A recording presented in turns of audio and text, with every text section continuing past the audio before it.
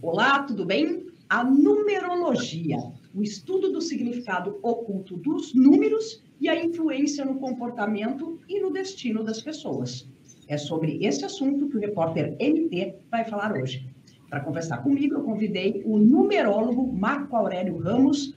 Olá, Marco Aurélio, tudo bem? Como é que você está? Eu gostaria que você falasse um pouquinho mais para a gente, já como uma introdução, sobre o que é a numerologia. Tudo bem? Bom dia, Loriane. Prazer estar aqui com vocês mais uma vez. Um prazer enorme compartilhar o conhecimento. Bom, o que é numerologia? A gente escuta muito falar de numerologia, né? Eu, particularmente, eu considero a numerologia um conhecimento ocultista, esotérico. Eu considero, classifico nesse lugar, que acho que é o lugar dele, e não como ciência, para não disputar o que é a ciência moderna hoje em dia, que a ciência moderna é uma coisa, a ciência dos séculos passados, então a numerologia, o estudo de ocultismo era considerado há 1000 anos atrás o estudo da ciência, até porque as coisas não tinham uma definição como agora. Mas a numerologia eu considero um conhecimento ocultista, um fenômeno que ainda não conseguimos explicar pelos métodos da ciência moderna, mas a gente consegue perceber todos os dias a influência disso na vida das pessoas, de empresas, eu faço estudos de empresas, pessoas, países, instituições. A gente vê ali o reflexo disso acontecendo constantemente. É curiosa essa definição que você fez, porque quando a gente fala em números, automaticamente remete, vamos supor, à matemática. E costuma-se dizer que matemática é uma ciência exata. E a numerologia, ela foge disso, né? Praticamente o oposto contrário. Nós temos que entender que a matemática, e muitos dos estudiosos trouxeram o conhecimento do ocultismo. No próprio número zero, por exemplo, hoje o zero representa o vazio. Mas na época de Pitágoras, há 2.600 anos atrás, o zero representava o infinito. O zero representava a simbologia. Se você buscar a simbologia dos números de milhares de anos atrás, elas são todas simbologias esotéricas, ocultistas, e não como ciência que eles falam hoje, aquela coisa matemática. Então, o zero, na verdade, representa o infinito.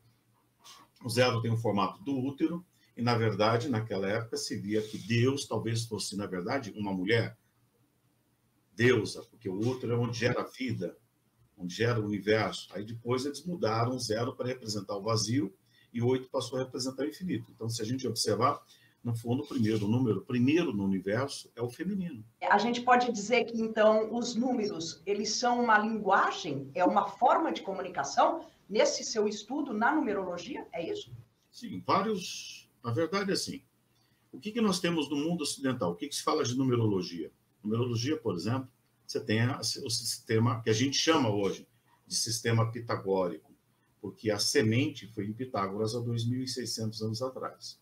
Pitágoras trabalhava com 10 números, na verdade, de 0 a 10 ele trabalhava apenas, tá? Depois, ao longo dos séculos, foram surgindo outras interpretações. Por exemplo, no mundo ocidental, para o alfabeto greco-romano, nós usamos o sistema pitagórico e o dos caldeus. Que nos caldeus a diferença pelo pitagórico que não se interpreta o número 9, que eles consideram sagrado, porque o 9 está muito acima do que o ser humano possa vivenciar. 9 representa o amor incondicional, o desapego total, a compaixão, são ideais muito elevados para a humanidade. Mas existem outros sistemas no mundo? Existem.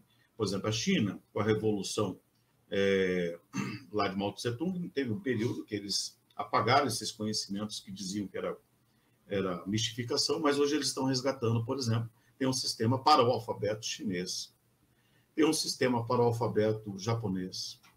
Existem outros sistemas numerológicos que nós não temos como usar para nós, que é para aquele alfabeto. Existe, por exemplo, a numerologia ayurvédica, parece que é algo novo, tem mais de 5.000 anos, que é usado somente lá para eles. Tá? Então, qual a matemática, qual o sistema que nós utilizamos para o alfabeto ocidental? É o pitagórico. É o que nos dá a compreensão dentro do que a gente tem de simbologia. Números são símbolos. São símbolos. E símbolos, eles criam, na verdade, para a construção humana, e criam um arquétipo. E esse arquétipo ele tem uma representação no nosso mental, que são construções que são feitas ao longo dos séculos. Tá? Então, esses arquétipos também eles vão sofrendo mudanças ao longo dos séculos. Certo. Vamos lá, vamos para a prática. A gente poderia pegar o ano 2022 e fazer uma interpretação, eu acredito que ó, você já tem até feito isso até no início de 2022, sim. Mas a gente está aí, faltando praticamente um mês para acabar o ano. Como é que foi 2022? O que simbolizou a representação 2022? Bom, primeira coisa que nós temos que entender, Loriane, que nós não podemos chamar a numerologia, por exemplo, adotar a palavra previsão. A palavra previsão ela é muito perigosa, porque ela coloca a pessoa num polo totalmente passivo. Então, está previsto, vai acontecer. Como é que a gente tem que olhar para isso? Existe a possibilidade, dentro de um mapa de uma pessoa, de uma empresa, uma corporação, ou um mapa global, como agora 2022, de nós extrairmos aspectos que têm uma probabilidade muito alta de ocorrer, e esses aspectos, eles têm um caráter de previsibilidade quando se confirma. Mas a palavra mais apropriada para tudo isso é prognóstico. Por qual motivo? Ela é mais ampla, ela inclui esse aspecto com grande probabilidade quando existe, mas o prognóstico está dizendo assim, Loriane, nesse momento, nós estamos nesse número. Nessa regência, a melhor forma de atravessar ela é adotando esta postura, dando uma atenção para esse tópico aqui, explorando esse aspecto e tendo cuidado com esse detalhe. Então, qual era o tom do ano 2022? 2022, se você somar, vai dar um 6. O tom do 2022, a nota musical era do uso da diplomacia, da cooperação, das parcerias, das uniões, da interação entre pessoas. Por isso que 2022, rapidamente, em muitas partes do mundo, as pessoas, por exemplo, com relação à pandemia, eles baixaram a guarda, porque as pessoas já tinham necessidade de interação. Elas não conseguiam mais ficar isoladas. Então, em todos os países, com maior ou menor grau, as pessoas já tinham necessidade de conexão próxima. 6 é proximidade, 2022 é um 6. 6 representa tudo aquilo que agrega pessoas, que une pessoas. Um clã, uma tribo, é 6. Um povoado, um centro urbano, cooperativa, sociedade comercial, tudo que une é 6. Gangue, máfia também, 6. Então, as pessoas tinham necessidade de conexões, ainda mais passando por um período de restrição máxima, que foi 2020, que era o número 4, 2021, que era um 5, que era uma energia de movimento, ainda com restrição, então elas saíram loucas. Então, 6 é esse propósito. Mas qual é o anverso do 6? Conflitos intermináveis, longos. A guerra da Ucrânia surgiu, o Rússia e a Ucrânia, aconteceu no 6. Incrivelmente, 6 rege família, né? A tribo, e 6 rege briga familiar. Ucrânia e Rússia são povos irmãos. Israel e Palestina, por exemplo, aquilo é uma típica guerra a 6. Eles são povos irmãos. As pessoas imaginam que são 2 povos distintos. Não, eles tiveram a mesma origem. Então, o pior conflito que existe, na verdade, é entre irmãos familiares. Então, por essa razão, nós sabemos que, por exemplo, esse conflito ele vai ser longo para solucionar. Ele vai ser desafiador. Então, 2022, nós tivemos esses 6. No nível, aí tem vários níveis que atuam. No nível de política, em geral, política, qualquer país que estivesse trabalhando com política, qual era a tônica do ano? Fazer uniões. No âmbito comercial internacional, fazer uniões. Você vê BRICS, estão tentando fortalecer grupos. Tá? Então, 6 rege isso. Tudo que une para um propósito em comum. E isso no nível individual, a mesma coisa. Quer dizer que todo mundo vivenciou 2022 igual? Não. Pessoas, por exemplo, mais diplomáticas, mais amáveis, elas se deram muito bem. Pessoas que não gostam de parceria, não gostam de ceder, elas se deram mal, elas tiveram dificuldades. É um ano que exigiu diplomacia, aquele tipo de temperamento, pavio curto, briga com todo mundo, ele se deu muito mal no ano de 2022. Que curioso. Eu até tinha linkado uma série de fatores aqui que eu ia perguntar para você a relação mesmo desses, na verdade, acontecimentos, né, com a numerologia. E alguns deles você já falou, que foi a guerra da Rússia e Ucrânia, foram as eleições também. A gente teve eleições em muitos países esse ano. A gente teve Itália, Portugal, França, Alemanha, Brasil, acabamos de ter o Brasil. né? Então, todos esses acontecimentos, de uma forma ou de outra, eles têm alguma relação com a numerologia. Sim. Quem soube aproveitar, tinha uma música tocando. Quem soube dançar o ritmo, caminhou bem. Quem não soube dançar o ritmo pode ter feito totalmente o contrário da energia 6, que vai gerar choque no ano que vem. Nós temos uma sequência, é uma escala. Você vai dando passo a passo, e aí a coisa vai se complicando dependendo da escolha anterior. Então, vamos lá. Você deu o tom. O ano que vem, 2023, 7. É isso? Exatamente. E aí? Exatamente. Nós temos, por exemplo, 2023, isso se chama Ano Universal, que é o ano global. Ele afeta toda a humanidade, né? Toda a humanidade. Isso vai afetar todos iguais? Logicamente não. Então, 7. O que é o 7? 7 é o número da reflexão, do mergulhar no seu universo interior. 7 não é um número materialista, é um número espiritualista, porém não religioso. Não tem nada a ver com religião. Sim. Inclusive, 7 é uma energia que quebra dogma. 7 é um número da liberdade de pensamento e questionamento. Por isso que ele não se encaixa com religião. Porque ele questiona. Então, 7 é o número da reflexão. De uma maneira geral, de uma forma geral, o ser humano vai estar no ano que deveria parar para refletir quais foram as ações que cada um de nós adotou ao longo dos últimos 7 anos no mínimo. No nível individual, cada pessoa vai fazer o seu balanço interno. Quem sou eu, no que eu me transformei, o que eu fiz, o que aconteceu na minha vida. É no ano de 2023 que vai cair a ficha para muitas pessoas que perderam entes queridos na pandemia. Porque os lutos... E além na pandemia houve muitas perdas, e aí, sem querer voltar ao assunto, que era já até para eu ter comentado com você, esse ano também a gente teve perdas de pessoas queridas, talvez não familiares, mas conhecidas, e eu citaria vários: Arnaldo Jabor, Milton Gonçalves, Cláudia Mendes, a própria rainha, Gal Costa, Rolando Boldrin, Isabel, isso só nos últimos dias. Também teria alguma relação? 6 representa a morte de queridos. No nível familiar, na família, a pessoa que perdeu, aquele tio querido.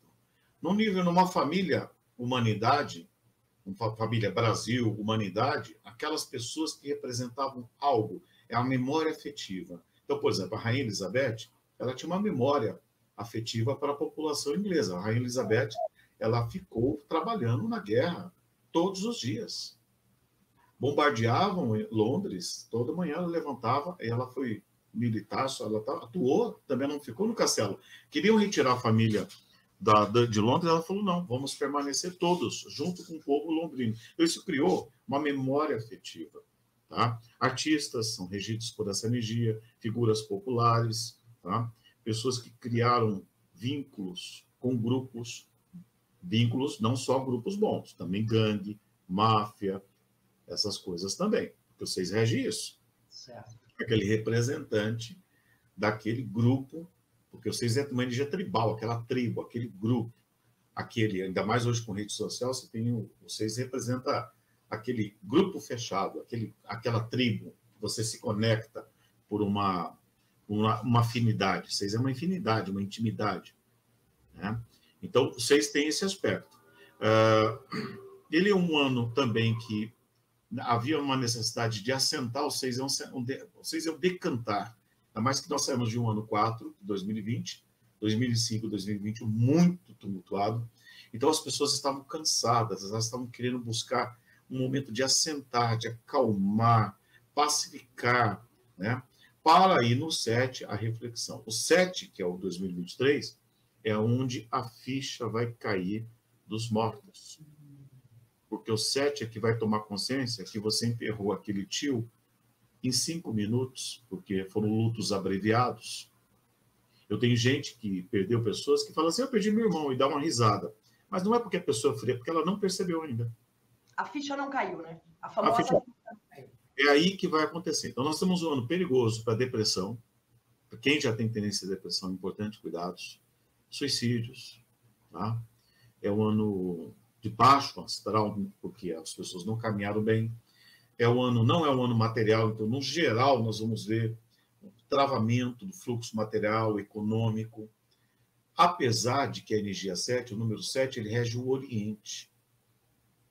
O 7 rege o Oriente. Pode ser que alguns países do Oriente ainda se deem bem em questões econômicas, mas o 7 não rege o Ocidente. Né? O 7 é uma energia filosófica, reflexiva, é uma energia do pensar, refletir, da serenidade ao agir. Os orientais têm mais isso, em estratégia. Você vai fazer uma negociação com o americano, você vai fazer uma negociação com o chinês, não, ele vai, mas tem que jantar, ele está te observando em vários detalhes. O negócio é o último passo a ser dado. Tem toda uma liturgia para você fazer um negócio com o oriental. Entendi. Né? Então, talvez eles ainda se deem um pouco melhor do que nós. Mas para nós, no Oriente, no Ocidente, nós vamos ter uma dificuldade econômica, e particularmente o Brasil, que entrou dia 7 de setembro no ano 4, então Brasil no ano 4, conjugado com esse 7. Nós teremos um ano muito difícil.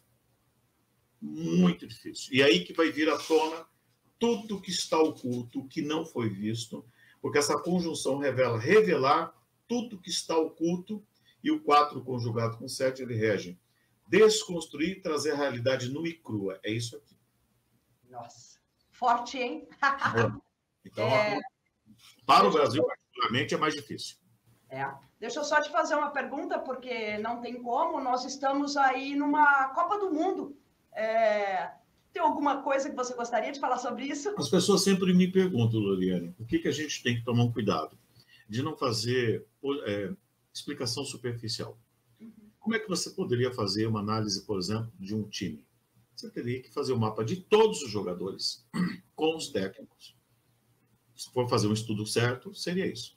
E de todos aqueles que estão concorrendo. É humanamente impossível. Então, qualquer pessoa que venha falar, que se diz numerólogo, e dizer tal time vai ganhar, desculpa, mas é uma mera bobagem. Essa pessoa está chutando e não é verdadeiro o trabalho. Então, não tem como.